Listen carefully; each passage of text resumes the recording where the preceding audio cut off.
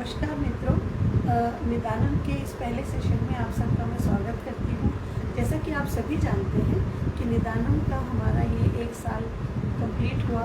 पिछले साल आज के दिन दशहरे के दिन ही हमारा ये निदानम हमने शुरू किया था। सभी बड़ों के आशीर्वाद से बहुत अच्छे तरीके से ये 1 साल पूरा हुआ। आप सबका असीम प्रेम मिला। इसी वजह से मैंने ये विचार किया मन में कि मैं एक बार मैं भी लाइव जाने के लिए सोचती हूँ, क्योंकि बहुत सारे लोग ऐसे हैं जिनसे मैं मिल चुकी हूँ, जिनसे मैंने बात की है, उन्होंने निदानम लिया, उन्हें बहुत लाभ भी हुआ, बहुत सारे अनुभव हैं। इसके अलावा बहुत सारे लोग ऐसे हैं जो मुझे नहीं जानते, वो सिर्फ मेरे निदानम के नाम से ही मुझे पहचानते हैं। वो नहीं जानते कि मैं कौन हूँ, सर, मैम, ऐसे कुछ भी नाम से बुलाते हैं। तो ऐसे सभी लोगों के लिए, ऐसे सभी मेरे मित्रों के लिए, शुभचिंतकों के लिए मैंने आज ये आमने सामने का सेशन रखा है। तो जैसा कि आप सभी लोग जानते हैं कि ज्योतिष जो है वो क्या है, पूरा परिवार, समाज, दुनिया, हर चीज़ उसमें समाहित है। तो आज पहली बार यहाँ पे जब मैं आई हूँ तो मैं इसी विषय पे थोड़े से अपने विचार व्यक्त करना चाहती हूँ।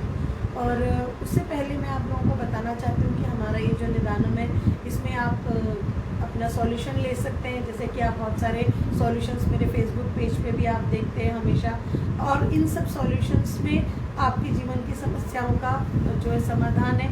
इसके अलावा आप मुझे व्हाट्सएप कर सकते हैं 8652152189 पर। आप मुझसे फेसबुक पे अपॉइंटमेंट ले सकते हैं, मेरे पेज पे अपॉइंटमेंट ले सकते हैं, मुझे कॉल कर सकते हैं, है ना। और इसके अलावा जैसे कि मैं आपको बता रही थी कि मैं पहली बार यहाँ पे जैसे लाइव आई हूँ, तो मैंने यही सोचा कि समाज में, परिवार में, घर में ज्योतिष कहाँ है। कई लोग मेरे से कई बार पूछते हैं कि भाई आप लोग तो ये सब जानते हो, ज्योतिष जानते हो, या जिनकी ज्योतिष में रुचि है, जिन्हें पता है कि भाई हम ज्योतिष में क्या होता है, कैसे ग्रह हैं, क्या उनका प्रभाव है। और जो लोग नहीं जानते, कई लोग मुझसे पूछ लेते हैं कि मैम हमें तो नहीं पता, तो कैसे, हमारे लिए ज्योतिष से क्या मतलब, क्या फ़ायदा, या हमें कैसे पता चलेगा क्या सही है क्या गलत है। तो जितने ग्रह हैं वो सब हमारे घर में, हमारे समाज में ही है। जैसे कि अगर मैं उदाहरण दूँ तो जैसे सूर्य एक ग्रह है, तो सूर्य जो है वो पिता का कारक है। चंद्रमा है, चंद्रमा माता का कारक है। मंगल जो है वो भाई का कारक है। बुध जो है वो अपने बुआ, बहन, बेटी, इनका कारक है। फिर शुक्र जो है वो पति पत्नी, इस रिश्ते का, प्रेम का, इन संबंधों का कारक है। फिर शनि जो है वो सेवक का कारक है। तो इस तरीके से ये सारे ग्रह कहीं ना कहीं हमारे जीवन में ही उपस्थित हैं और ये अपना प्रभाव देते हैं। अब महत्वपूर्ण क्या है, देखिए, दुनिया में हर चीज़ जो है वो सबसे ज़्यादा इम्पॉर्टेंट जो होती है, महत्वपूर्ण जो होती है, वो है स्नेह, प्रेम, सम्मान और सही तरीके से अपने संबंधों का निर्वाह करना, अपनी जिम्मेदारियों को पूरा करना। तो जैसे कि सूर्य, अगर हम वैज्ञानिक दृष्टिकोण से देखें तो सूर्य जो है वो संपूर्ण विश्व का, संपूर्ण संसार का, सौरमंडल का केंद्र है ना। इसी तरीके से घर में जो पिता है वो उस सूर्य का कारक है। जो बालक, जो जातक जो है, कोई भी हो चाहे वो अगर अपने पिता का सम्मान नहीं करता है, या वो अपने पिता का ध्यान नहीं रखता है, उसकी आज्ञा का पालन नहीं करता है, उसको मान रखना बड़ा ज़रूरी है। तो उसे कहीं ना कहीं, जैसे अगर सूर्य न हो तो जीवन नहीं होगा, तो वैसे ही पिता का अगर मान नहीं होगा तो आपका भी ज़िंदगी में आपको मान नहीं मिलेगा। अगर आप अपने पिता का अपमान करते हैं, उसका ध्यान नहीं रखते हैं, उसकी अवज्ञा करते हैं, उसका मार्गदर्शन जो उसके अनुभव से आपको प्राप्त हो सकता है, आप उससे वंचित रहते हैं, तो आप मान के चलिए कि आपको कहीं पर भी सम्मान मिलना बहुत कठिन है मित्रों। इसीलिए पिता का सम्मान करना बहुत ज़रूरी होता है।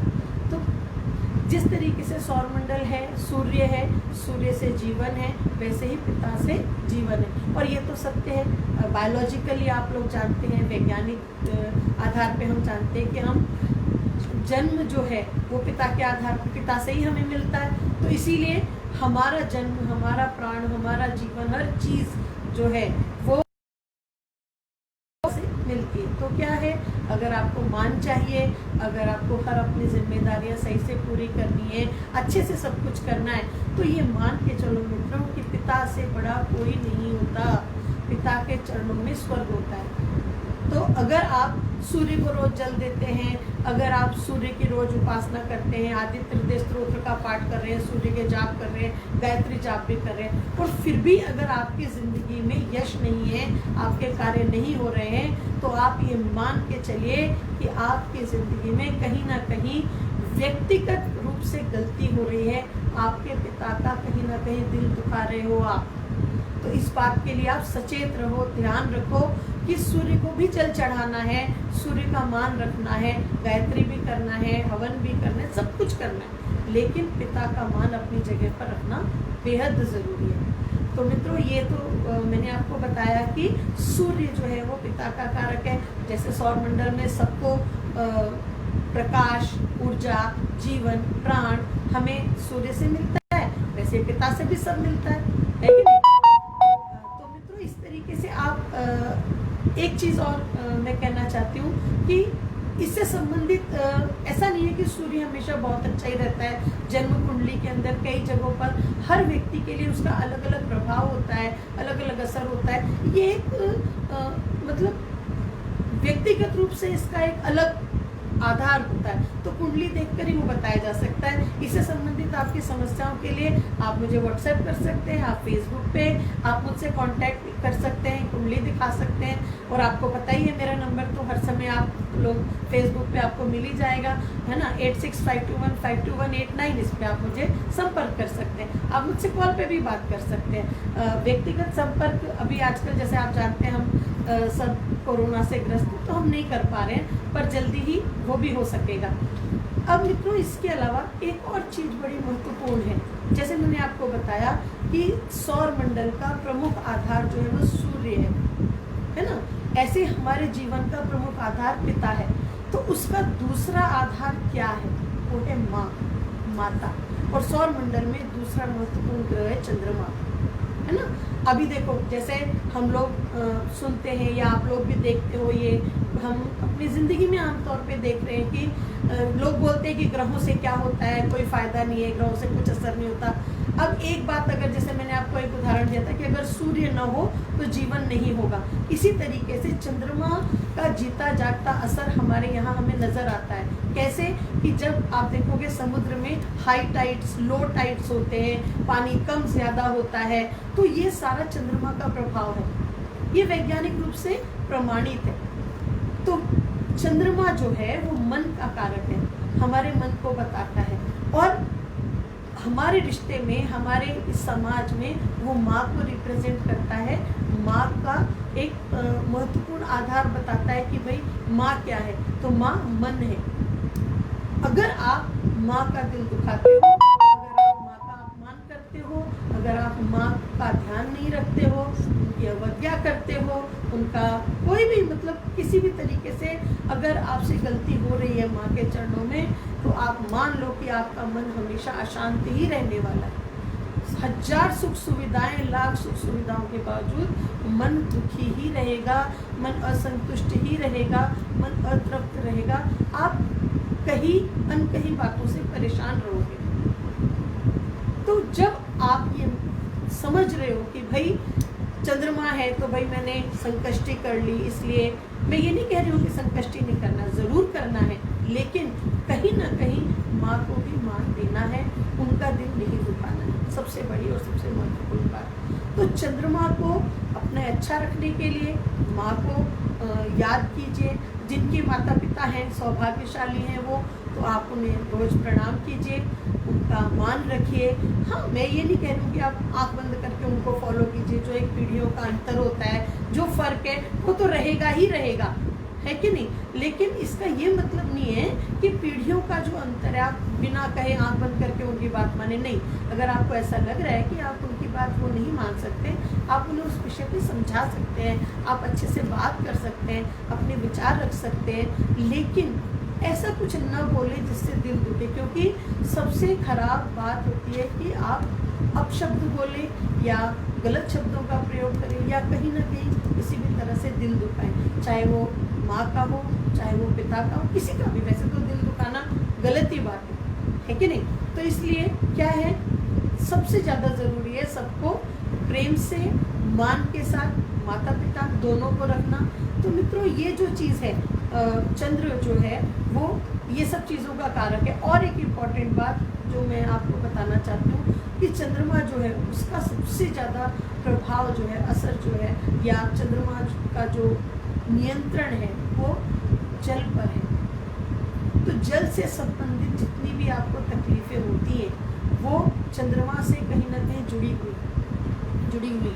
अब अगर आपको चंद्रमा से संबंधित परेशानी है, अगर आपका मन दुखी रहता है, आपका मन बेचैन रहता है, अगर आपका मन चंचल है, एक जगह स्थिर नहीं रह पाते हो, आप परेशान रहते हो, तो आप एक तो जल का अपव्यय बंद कर दीजिए। सबसे इम्पॉर्टेंट चीज़ आज की ये टिप है आपके लिए, ये निदान है कि अगर आपका मन खराब होता है, चंद्रमा से जनित आपको तकलीफ़ें हैं, तो आप जल का अपव्यय बंद कीजिए, पानी को व्यर्थ बहाना बंद कीजिए।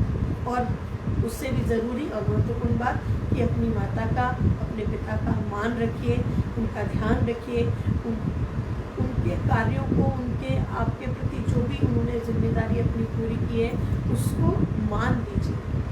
ज़रूर है, ये सच बात है कि एक समय में उनकी पीढ़ी में और हमारी में फ़र्क है, लेकिन मित्रों ये तो कोई बात नहीं हुई कि हम उनका मान नहीं करें, क्योंकि जहाँ तक उन्होंने हमें पहुँचाया है उसके आगे फिर हम उनकी गाड़ी को लेके जाते हैं या हम आगे अपनी ज़िंदगी को बढ़ाते हैं। तो मित्रों, इस तरीके से ये कुछ 2-3 ज़रूरी बातें जो थी मुझे आपसे कहनी थी। आप लोगों से मिलना था मुझे, और जल्दी ही मैं फिर आपसे मिलूँगी। वैसे तो आप मुझे मिल ही सकते हैं, आपको पता है निदानम मेरा है, फेसबुक पेज पे आप मुझे कांटेक्ट कर सकते हैं, आप मुझे फ़ोन कर सकते हैं। मेरा नंबर है 8652152189। आप मुझे कॉल कर सकते हैं।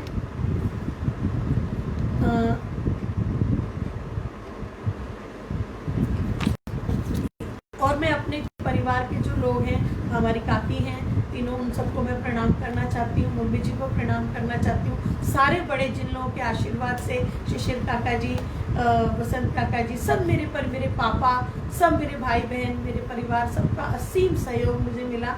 और मित्रों, ये जो निदानम है कहीं ना कहीं मम्मी पापा जी के असीम आशीर्वाद से हमने यहाँ पे शुरू किया। उन्हीं के आशीर्वाद से, मम्मी जी के आशीर्वाद से, मेरे सासू माँ श्रीमती हेमलता उपाध्याय, उनका बहुत सहयोग रहा, मुझे मार्गदर्शन रहा और बहुत प्रेरणा भी रही। हर चीज़ के लिए वो बोलती हैं हार नहीं मानना है, करना है।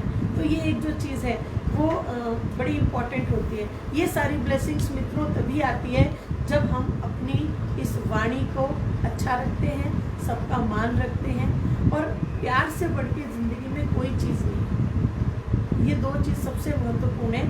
प्यार से रहें, सबका मान रखें, सबका ध्यान रखें। और जब भी समस्या हो मुझसे कांटेक्ट करें, नंबर आपको पता ही है 8652152189 निदान। तो मित्रों, आज के लिए इतना ही।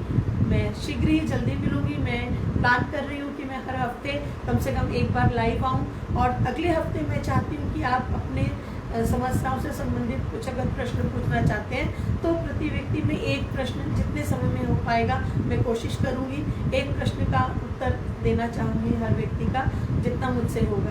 तो आज के लिए इतना काफ़ी है मित्रों। बहुत बहुत धन्यवाद। आपका सबका असीम सहयोग मिला, प्यार मिला। Thank you.